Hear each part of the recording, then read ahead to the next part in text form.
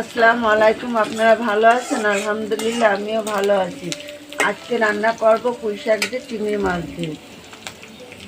পেঁয়াজ কুচি আর কাঁচা ঝাল দিয়ে দিচ্ছি। এবার আমি চিংড়ি মাছটা দিয়ে দেব। উপকরণে হলুদের গুঁড়া, মরিচের গুঁড়া, ধনের গুঁড়ো দিয়ে মাছটা ভালো করে ভেজে নেব।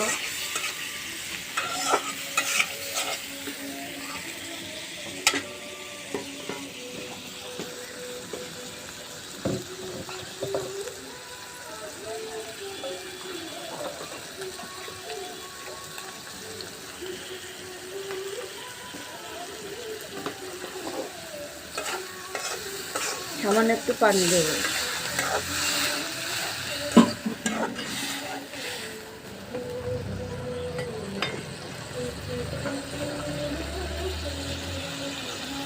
এটা একটু ফুটে গেলে পুঁই শাক আলু দিয়ে দেবো। আজকে পুঁই শাক চিংড়ি রান্না হচ্ছে।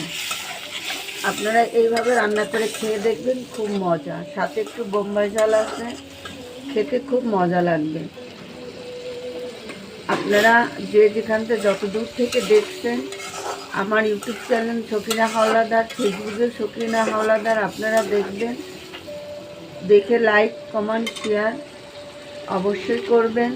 সাবস্ক্রাইব করবেন, কমেন্টে জানাবেন কেমন লাগছে রান্নাটা।